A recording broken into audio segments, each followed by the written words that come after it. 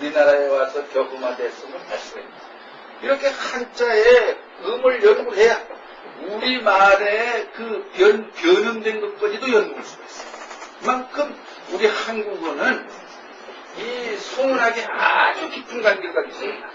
나중에 이제 설명을 드리겠지만은 훈민정음의 한글 28자를 만드는 것은 오늘날 이 한글 전용문자들이 그 독창적이라고 주장하는데 그건 몰라서 이 문서를 공부하지 않고는 절대로 훈민정음이 나올 수 없는 것이 훈민정음이라는 것은 이 광운을 비롯해서 중국 문서를 깊이 송문학을 해가지고 나온 부산이라는 사실입니다.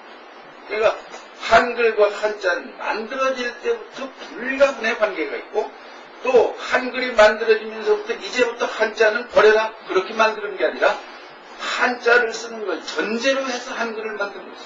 그러니까 우리나라는 문자의 운명이 영원히 앞으로 한글과 한자를 겸하게 쓰도록 처음부터 됐다는 사실을 여러분들이 아셔야 돼요. 다음에 훈민정음은 어떻게 창제됐나 설명할 때 다시 해보겠습니다. 그 다음에 이 훈고학 자의가 저 고대부터 어떻게 변천했나를 공부하려면 가장 기본 서적이 이 이하라고 합니다. 이하. 너희자죠. 근데 이 이하라는 책도 역시 지금까지 전해 내려와요. 일설에 전해 내려오는 것으로는 주공이 지었다고 하지만 확실치 않아요. 그래서 근래에 다시 연구한 것에 의하면은 이 책은 지난 시간에 어떤 학자가 지었을 것이다. 그러니까 누가 지었는지는 알 수가 없고 지난 시간에 어떤 학자가 지었을 것이다. 그러니까 한자의 그 글자의 본래 뜻이 무엇이었냐를 공부하려면 이하라는 책을 이하라는 책. 여러분들이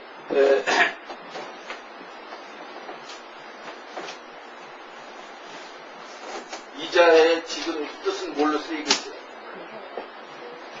보통은 그저 계약할 때 뜻으로 알고 있죠? 그러나 이자의 뜻이 본래 글자를 새긴다는 뜻이다 하는 걸 본래는 이하라는 책입니다. 이렇게 한자의 본래의 뜻을 공부하는 거 그것이 어떻게 변했냐? 여기 이와 같이 여러분들이 기본 서적이 자음을 공부하는 데는 설문이다. 자음을 공부하는 데는 광문, 자의를 공부하는 데는 이하. 이게 기본 서적. 그러니까 여러분들이 한문을 좀 깊이 공부하려면 이 세 가지 책은 아주 필수적으로 갖추고 있습니다. 그런데 이것만 다 안다고 해서 문자, 성문학, 훈고학이 바르게 다 나난다? 안 된다. 왜? 설문해자에도 오늘날 틀린 것이 많이 발견돼요. 그렇기 때문에 설문해자를 보고서 다 믿으면 안 본 것만 못해. 그러니까 설문해자를 기본으로 하되 다시 또 이제 요즘 학벌문에 대한 새로운 그 학설들을 참고를 해서 봐야 정확하게 알 수가 있는 것입니다. 우선은 기본 서적이다. 그래서 이 세 가지를 우리는 합쳐서 다시 또 문자학이라는 말을 써요. 그러니까 문자학은 협의의 문자학과 광의의 문자학이 있어요. 협의의 문자학일 때에는 자형만 연구하는 것이고 광의의 문자학일 때는 자형, 자음, 자의 세 가지를 공부하는 것을 문자학이라고 합니다. 그러니까 이 문자학을 과거에는 뭐라 그랬냐? 과거에는 소학이라고 했어요. 왜 소학이라고? 중국에서는 옛날에 8세가 되면 소학에 입학을 해요. 소학에 입학해서 먼저 공부하는 게 뭐냐? 자형을 공부하는 자음을 공부하는 자의를 공부하는 이것을 그렇게 공부하기 때문에 옛날에 소학이라고 했다가 근래에 와서 문자학이라는 용어로 바뀐 것입니다. 그러니까 이 문자학이라고 하는 것은 다시 말하면은 오늘날로 본다면 어학이에요. 어학이라고. 그러니까 이 어학 과정을 거쳐서 이 소학 과정을 거쳐서 그 다음에 뭘 공부를 해? 중국의 사서성경에 경서를 공부하는 거죠. 경서라는 건 바로 뭐예요? 문학이에요. 문학이에요. 그러니까 이런 어학 과정을 거쳐서 경서를 공부해야지. 즉 어학 과정을 거쳐서 문학을 공부해야 되는데 우리나라에서는 과거에 서당에 들어가면 뭘 공부합니까? 천자문 공부해요. 근데 천자문도 자형, 자음, 자의를 공부하는 게 아니라 하늘천, 다지, 감전유랑 주로 뭐만 공부해요? 형과 음만 공부. 또 뜻을 공부. 근데 그 글자 하나하나 조자 방법을 공부를 하질 않아요. 그러니까 그냥 대충 공부를 하고 그 다음에 어디로 들어가요? 이걸 공부하고서는 동몽성습이나 영신보감, 그 다음에 노노맹자 대학 중용에서 사서성경으로 공부한다. 그러니까 옛날 우리나라의 한문학자라고 해도 이런 어학, 문자학 과정을 거치지 않기 때문에 한자에 대해서 한자 깊이 알지 못하고 그냥 대충 그저 논어의 또는 맹자의 뜻만 공부하는 것이죠. 그렇기 때문에 한문의 깊은 묘미를 알 수가 없는 것입니다. 그러나 중국에 가서는 지금 중국의 대학에 아까 얘기한 대로 문자학, 성문학, 훈구학이 한 학기씩 다 독립과목으로 있단 말이에요. 그걸 공부하지 않으면은 절대로 중국 문학과에서 졸업을 못하는 것입니다. 이걸 아셔야 돼요. 그러니까 우리나라도 사실은 경서를 제대로 공부하려면 이런 과정을 거쳐서 경서를 공부해야 됩니다. 근데 우리나라의 서당의 제도 자체가 이런 문자학을 체계적으로 공부할 수가 없었는데 과거에 문자학을 그렇게 깊이 연구한 사람들이 없었어요. 연구한 사람들이 없었어요. 오늘날도 우리나라의 중국문학과에서도 문자학을 한 교수는 불과 몇 명 안 돼요. 대부분 뭘 공부를 해요? 문학을 공부해요. 왜? 문자학은 어학이니까. 어학은 뭐예요?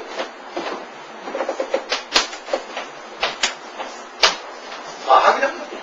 과학이니까 어려워. 그러니까 대개 학생들이 중국문학과에 들어와서 우선 쉬운 거라도 리포트를 쓰더라도 이 책 저 책 읽어서 백불 내면 그래도 문학을 공부하고 시나 소설이나 이런 걸 공부해야지 그 글자 하나하나에 이것을 전부 분석해서 그러니까 원고지 한 장 메꾸기도 어렵다. 그러니까 대부분 어학을 선택하지 않아요. 어학을 선택해요. 그러나 한문에 깊이 하려면 이 과정을 거쳐야 된다는 사실을 아십니다. 그래서 이제 여러분들이 학생들을 지도하는 데는 이것이 너무 정도가 높지만은 여러분들 자체는 지도하는 사람 자체는 이런 정도를 머릿속에 넣고서 가르치는 거하고 저는 이것이 없이 그냥 우리가 자전에 나와 있는 대로 하늘천 따지 가문에 이렇게만 해서 정답을 생각하고 살아가. 그래서 이 조자 방법에서 이제 다시 이제 이런 것이 있다는 걸 아시고, 첫째로 한자를 만들 때는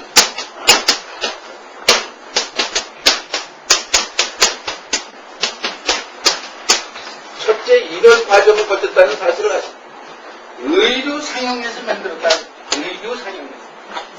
처음 한자를 만드는데 어떤 방법을 썼냐? 의류 상형했다. 이 말은 유라는 것은 사물의 종류예요. 사물의 종류에 의거해서 모양을 본떴다. 그런데 여기에도 다시 또 두 가지로 나눠져요.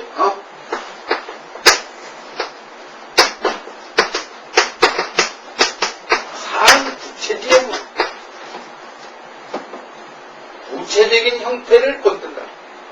거기에 또 하나는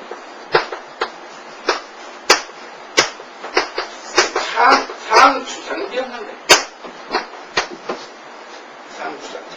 그러니까 우리가 어떤 것을 본뜰 때에는 두 가지가 있어요. 구체적인 형태를 본뜨는 방법과 추상의 형태를 본뜨는 방법. 두 가지가 있다. 그러니까 여러분들이 처음에 상구체지형 하는 것은 예를 들면 어떤 것이 있겠냐. 날자라든지 달월자라든지 나무목자라든지 이런 게 다 상구체지형입니다. 그럼 날자를 각골문에서는 되게 이렇게 돼 있어요. 왜? 각골문은 그게 뼈에다 칼로 새기니까 동그랗게 이렇게 새기지 못해서 되게 각이져 있어. 그런데 여기서 문제는 말이죠. 상부채제형 할 때에 해를 이렇게 나타낸 것이 대단히 의문인 것이죠. 왜?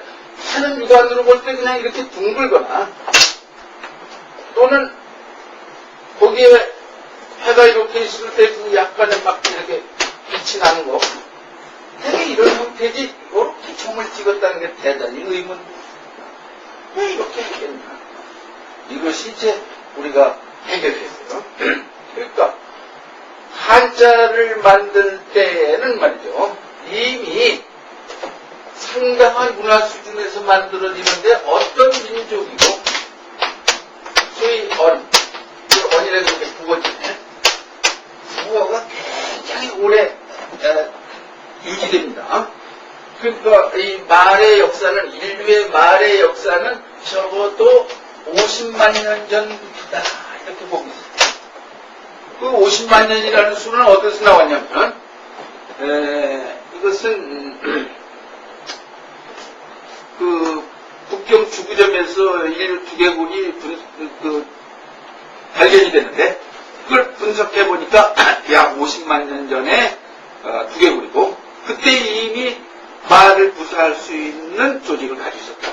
그래서 50만 년이지만은 상한선은 알 수 없는 것이. 100만 년 전에, 200만 년 전에 인류가 말했는지 상한선은 알 수 없어. 하한선이 적어도 50만 년 전에 인류는 말을 시작했다. 이렇게 됩니다. 그러니까 이런 말이 있은 뒤에 그 다음에 문자가 생기는데 문자는 인류가 만든 문자가 약 200종 된다는 얘기했죠. 지난번에. 그 200종에서 다시 지금 남아있는 종은 수는 한 50종 되는데 이 200종을 다 연구를 해봐도 6천년에서 7천년 이상 소급되는 문자는 없어요. 그러니까 문자 역사량은 얼마 안 되는 거예요. 다 6천년, 7천년 이하에 만들어진 거죠. 거기에 대해서 언어는 적어도 50만 년 전이니까 우리 한국어의 역사도 저 중에 하나라면은 이건 수십만 년 전부터 우리말은 시작되는 것이에요. 그런데 문자를 만들 때에 이 언어로 내려오는 뭐가 있어요? 예를 들면은 전설이라든지 또는 신화라든지 모사라든지 이런 것이 입에서 입으로 구구전승에 내려온다. 문자로는 기록이 안 됐지만은 신화, 전설, 고사가 수만 년 전 구구전승 때 내려오는데 이 문자를 만들 때에 거기에 이것이 영향을 주는 것이죠. 영향을 줘. 그래서 이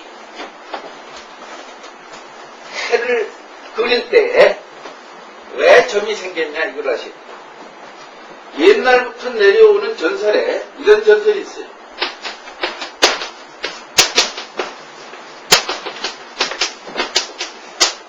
일중육 금오라. 해 가운데는 금가마귀가 있어서 그 금가마귀가 날개를 펼칠 때 그 금빛의 번쩍임이 지구에 이렇게 햇빛이 비친다. 이런 전설이 있다. 그러니까 해를 이렇게 그리고 요게 금가마귀가 있다는 걸 점을 표시합니다. 그러니까 요게 바로 금가마귀다. 이것이 여기에 영향을 준 것이죠.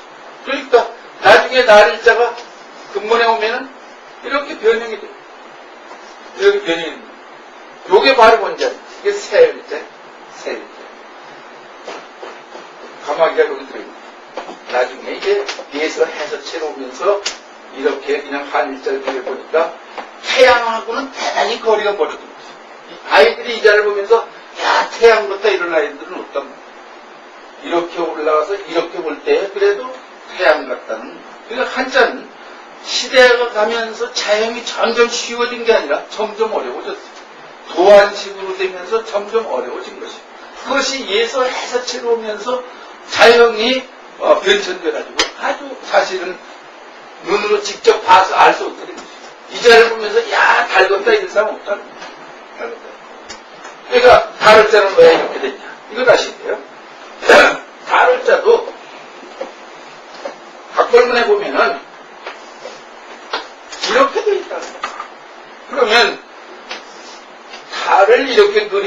어디 어째서 여기 막대기가 하나 뿌려져 있냐? 이게 의문부호다. 이것이 자꾸 변형이 돼가지고 오늘날 이렇게 여기에 이렇게 두를 긋게 돼 있는데 이게 뭐냐 이거지. 지금까지 한번 여러분들이 이게 무조건 다르리고 이게 해다 이렇게만 가르쳤지 이게 왜 해냐 이게 왜 다리냐는 가르치네요. 그 배운 일도 없다. 그런데 달에는 어떤 전설이 왔냐면은 월중유 옥토라는 전설이 됩니다. 달 가운데는 옥토끼가 있다. 우리 어려서 들었죠? 토끼, 달 속에 그 토끼가 개수나무 밑에서 떡방을 짓는다는 것이 할머니가 만들어서 그 우리한테 전한 것이 아니라 그 할머니는 또 그 어머니 이렇게 해서 쭉 내려오는데 적어도 이 두 가지 전설은 달일자, 달월자가 만들어지기 전부터니까 적어도 몇 년 됐어요. 적어도 3400년 이전부터 내려오는 부구전승에서 내려오던 전설이라. 얼마나 오래된 전설인가를 알 수가 있지. 그러니까 여기에다가 토끼를 하나 이렇게 세워서 그리고 있어요. 그러니까 이 한자에서는 상당히 그 자획을 간단하게 추상구호를 해요. 이렇게 토끼가 서 있는 걸 딱 보여요. 여러분들이 달일자, 달월자가 상부채지 영음에서 왜 이런 것이 여기 들어갔나 하는 걸 알아야 돼요. 이와 같이 부전승 얻은 신화 전설 구사도구경이 근데 여기서 중요한 사실이 이제 있어요. 해 가운데 금강어리가 있고 달 가운데 옥토끼가 있다고 보는 이것이 우리나라 고구려 무덤에 그 천정에 보면은 여기에 이렇게 해를 그려놓고서는 여기 금가마귀를 이렇게 그리고서 다리를 세 개를 그래서 금가마귀는 옛부터 상적으로 되어 있습니다. 다리가 셋으로 되어 있습니다. 그러면 이 글자 만든 민족이 어떤 민족이겠냐? 적어도 몇천 년 전부터 무덤에다가 이런 해 속에 금가마귀를 그린 민족이 만들지 다른 민족이 만들 수가 없는 것이죠. 그러나 내가 한자는 우리의 조상 동이족이 만들었다는 걸 구체적으로 증명한 것이죠. 중국의 저 남쪽으로 가면은 이런 고군이 안 나온다. 주로 이 상족을 그리는 것은 이 만주 쪽의 고구려 무덤에 많이 나옵니다. 그러니까 이런 전설은 바로 우리 조상들의 전설이었다고 하는 것을 증명한 것이죠.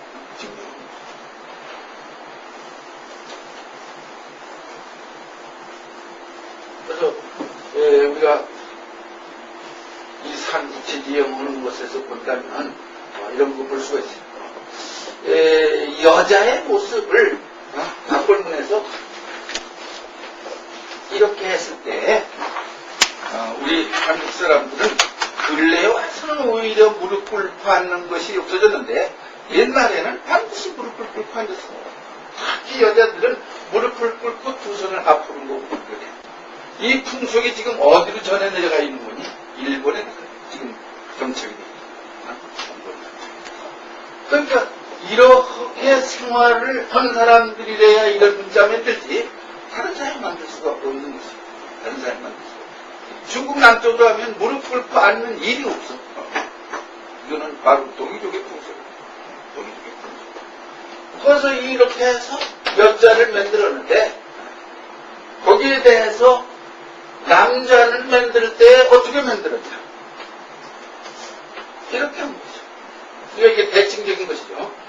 이 남자의 모습을 보게 되면은 여러분들이 이 한대 벽화를 보면은 대개 이런 상태로 되어 있어요. 그러니까 이것을 이렇게 머리에서 그다음 몸에서 팔을 이렇게 보면 바로 이 형태가 나옵니다. 그러니까 이 사람인 자는 우선 남자라는 사실을 알고 성인이라는 사실을 알 수 있고 관복을 입은 귀족이라는 사실을 알 수 있어요. 그러니까 지금 처음에 이 사람 인자 만들 때는 여기 여자는 포함이 안 됩니다. 이자하고 대칭입니다. 이렇게 만든 글자인데 이것이 나중에 남녀노소 통칭 사람이라는 뜻으로 가버리니까 남자라는 글자가 또 필요하잖아요. 그러니까 남자라는 글자 이 여자에 대칭되는 글자를 만드는데 이번에는 이렇게 만드는 거예요. 각벌문에는 이렇게 나와 있어요. 이건 밭이 틀려. 근데 이거는 쟁기. 밭에 나가서 쟁기 지르는 것이 남자로 되어 있어요. 근데 뒤에 와서 이자가 예서해서 채에 가서 자연이 변형되면서 이렇게 하니까 발전자 밑에 힘력자가 되어버렸지만 사실은 힘력자가 아니고 원래는 쟁기다. 그래서 오늘날 이자를 보고 밭에 나가서 힘쓰는 놈을 살리는 자가 남자가 있는데 이런 건 해서치를 보고서 잘못 떠드는 겁니다. 그러니까 또 하나는 이자를 이렇게 보게 되면은 바로 뭐 두 자가 합친 거예요. 어떤 쟁기라고 하더라도 두 자가 합쳤어요. 이런 것은 후기자다. 인자와 여자는 동시대의 독채자로서 된 자지만 이자는 벌써 후기자예요. 두 글자가 합친. 그러니까 처음부터 남자와 여자가 대칭으로 만들어진 게 아니라 여자와 인자가 대칭으로 만들어진 뒤에 이것이 남녀노소 통칭으로 쓰이면서 다시 만들어졌다는 사실. 그러니까 이렇게 한자는 한자 연구를 하면은 그게 시대가 먼저 만들어지니 뒤에 만들어졌는지 이런 것까지 다 알 수 있다. 이것이 바로 군권, 이것이 바로 문짝이라는 사실을 아십니다. 이렇게 이제 봤을 때 여기서 남자는 이렇게 했던 거예요. 그런데 여기서 이제 어머니라는 글자를 만들려면 대단히 어렵잖아요. 여성에서 어머니라는 글자 만들려면 대단히 어려운 것이죠. 그것을 구별하는데 옛사람들의 그 책상을 보면 대단히 여기다 이렇게 젖 두 개만 그리고 그러니까 여자가 어머니 되는 데는 젖 이상 더 중요한 사실이 없어. 그렇기 때문에 이자가 이제 나중에 이렇게 정둘로 나타난 것이. 그러니까 여자가 어머니 되는 데서 가장 중요한 게 젖이라고 하는 것은 동서고금 완고칠리입니다. 그런데 어떻습니까? 오늘날 우리나라의 젊은 여성들이 아이 낳고서 그 핏덩어리에게 자기 모유를 먹이는 게 아니라 낳자마자 그냥 소젖을 막 먹이더라고요. 소젖을 먹인다는 얘기는 벌써 자기의 그 가장 근본적인 모성애를 포기합니다. 그런데 문제가 뭐죠? 소젖 먹이는 걸로 끝나질 않아요.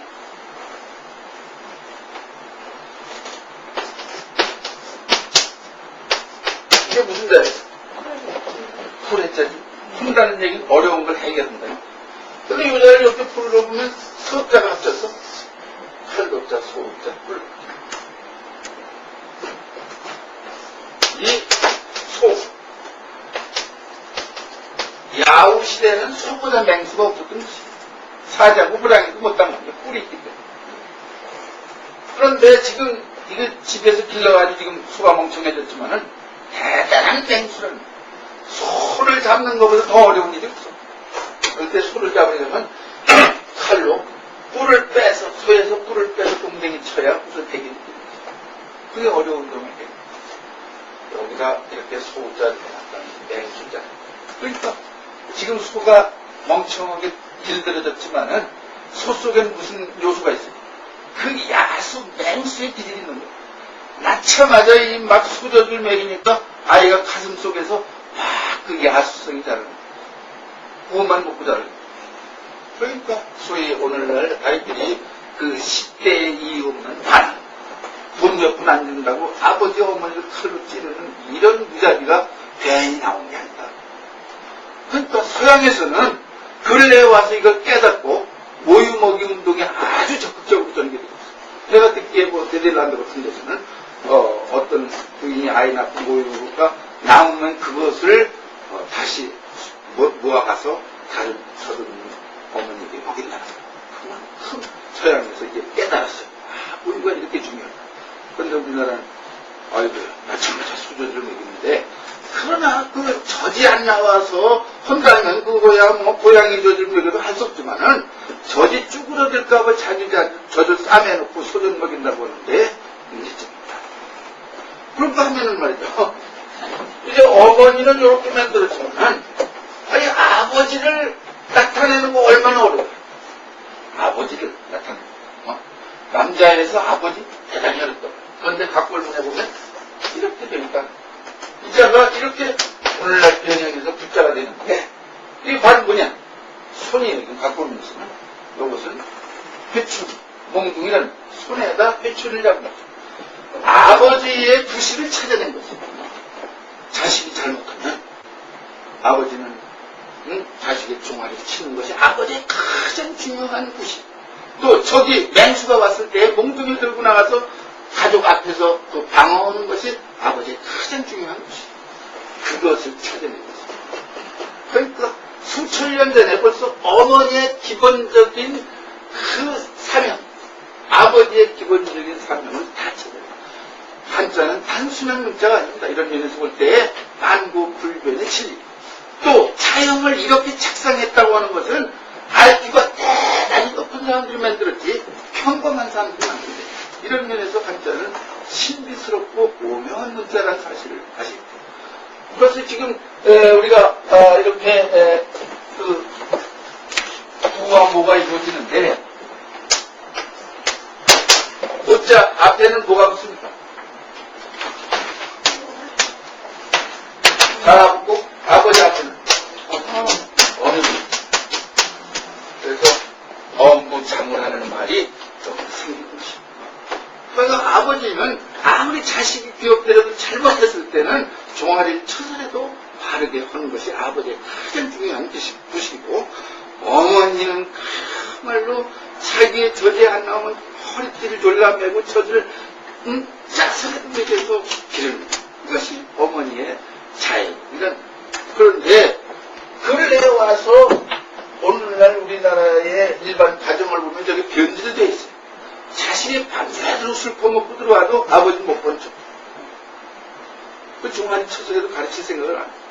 근데 어머니 일어나서 아무데나 두드려 뺀다고. 이건 벌써 엄과 자가투에 끼버렸어요. 자부가 돼버리니까 그 집안의 질서가 깨집니다. 가정의 질서가 깨집니다. 근데 옆에 집에도 그래. 또 옆에 집에도 한 마을의 질서가 깨집니다. 또 다른 도에도 그래. 그러니까 한 나라의, 오늘날 우리나라의 가장 그 자식과 부모의 인륜 도덕이 여기서부터 깨집니다. 그러니까 오늘날 우리나라의 가정의 인륜 도덕 회복, 나라의 도덕 인륜 회복은 한자를 다시 공부를 하면 회복될 수 있다. 이렇게 상부채지형해서 만드는 글자.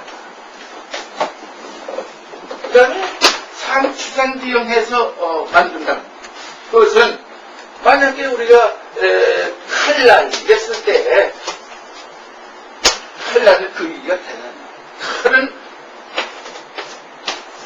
이런 데서 이렇게 칼날. 여러분들이 우리가 이제 채도를 보게 되면 중사람들 채도를 보면 이렇게 돼 있는데 이 채도의 형태가 이렇게 되는 것이죠. 그래서 이렇게 됩니다. 네, 그 칼날이 번쩍번쩍해서 잘 안 보여요. 그러니까 칼날을 그리는데 칼도전 이렇게 했지만 칼날은 방법이 없어. 그러니까 여기다 칼날이다 그리는 것이죠. 이런 것이 상추상지입니다. 만약에 우리가 위다 이랬을 때 또는 아래다 이랬을 때 형태가 없어. 그러니까 여기를 기준으로 해놓고서 여기가 위다. 그걸 여기가 아래다 하는 데서 윗상자는 처음에 이렇게 썼고 아래한자는 처음에 이렇게 썼다가 자꾸 변형해서 오늘날 우리가 윗상자 아래한자 이렇게 쓰게 됐다. 이런 것이 다 상추상지형에서 나온다. 상추상지형. 그런데 이 한자는 이렇게 상추상지형하고 상부채지형해서 나오는 글자가 그렇게 많지 않아요. 여기 두 글자에서 나오는 의류상형에서 나오는 자가 약 400여자. 400여자. 그러니까 한자가 약 6만 자 된다는데 400여자니까 1%가 안 되는 것이죠. 1%가. 그런데 이제 이 조자하는데 여기서 그치지 않고 그 다음 방법은 여기에서는 그 다음에 이런 방법을 써요. 형성상익의 방법을 써요. 형성상익. 이미 만들어진 이 400여자를 요소로 해가지고 하나는 형이니까 뜻이고 이건 소리니까 두 가지를 나눠서 합쳐서 쓰는데, 하나는 형형상익의 방법을 써. 형형상익의 방법이고, 또 하나는 형성상익의 방법을 씁니다. 이렇게 두 가지 방법으로 나눠서 씁니다. 그러니까 이 형형상익의 방법은 여기서 만들어진 글자를 뜻과 뜻만 합치는 것이죠. 그러니까 예를 들면은 우리가 좋다 했을 때 좋다라고 하는 단어를 그릴 수는 없잖아요. 그러나 여기서 만들어진 글자를 갖다가 하는데 어떻게 하느냐? 여기에 저희 이렇게 하는 것이죠. 그러니까 이때 이것은 원래는 여자가 아이를 이렇게 안고 있는 곳에서 되는 것이죠.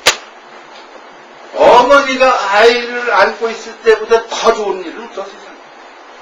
이런 거 보면 기가 막히네. 오늘날 좋다라는 글자를 만들려면 아마 엉뚱하게들 만들 거예요. 이걸 보고도 요즘 해석을 여자가 남자가 만났으니까 얼마나 좋을 거냐고 무슨 섹스적인 해석을 하려고 하는데 그게 아니라 어머니가 아들을 안고 있을 때보다 더 좋은 일은 없다. 기가 막히네. 그러니까 이 좋다라는 글자를 보게 되면은 뜻과 뜻이 합치는 거예요. 뜻과 뜻이. 또 이런 거 한번 생각해보세요. 있다라는 말을 형상화할 때 얼마나 어려울 것이죠. 근데 사람인자에다 말씀을 더해서 있다라는 걸. 왜? 이는 사람의 말을 믿는 것이라고 되어 있어요. 오늘날 못 믿을 건 사람의 말이지만 옛날에 이 글자를 만들 때의 생각은 사람의 말 그걸 믿는 것이다. 그러니까 반드시 또 말할 때는 어떻게 해야 됐어? 믿는 말만 해. 믿는 말만. 그런데 나중에 보면 이런 거 보면 또 재밌죠? 이건 거짓이잖아. 거짓이는 게 뭐냐? 이미 사람이 하는 행위는 다 그건 거짓이야. 자연 외에는 다 거짓이다. 이런 거 보면 철학이 굉장히 깊이 들어있는 철학이. 그러니까 이렇게 형형상익께서 글자를 굉장히 많이 만들어요. 의미상형보다. 그 다음에 방법은 형성상익을 하는데 이렇게 두 가지 더해. 그러니까 예를 들면 강했을 때 이자는 엄연히 이렇게 물과 그 다음에 이 궁이 떨어져 있어요. 그래서 이때 강이라는 건 지금은 보통 명사가 돼서 일반 강이지만은 옛날에는 이 강 자체가 고유명사예요. 이게 양자강을 나타내는 뜻이 양자강. 그 양자강에 물이 흐르니까 물에 해놓고 그 다음에 이 공자는 여기 장인 공자의 뜻이 전혀 관계가 없어요. 그 흘러가는 소리를 나타내는 거죠. 그러니까 한자에도 의성자가 많이 있다는 사실을 아셔야 돼요. 우리가 우리말에만 종이 땡땡 친다든지 물이 졸졸 흘러간다 했지만 한자에도 이렇게 왜? 양자강이 흘러가는 데는 그 바위 있는 데로 흘러가야 되니까 물소리가 뿡뿡뿡 하면서 나가는 거죠. 그래서 원래는 이자가 뿡이기 때문에 이 자체도 옛날에 뿡이었어요.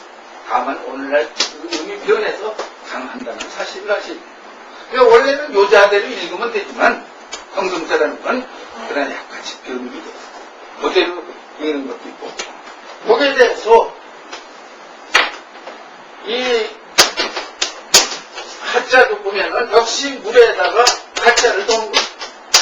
그러니까 지금 이것도 보통 명사지만 원래는 이것은 황하를 나타내는 고유명사였어요. 황하. 그러니까 황하와 양자가 구별할 수 없잖아요. 둘이 다 물인데 의성자로 나타내는 것이죠. 꽁꽁 흘러가는 데서 황하는 그 황토를 흘러가기 때문에 물이 펄펄펄 흘러가니까 가짜는 겁니다.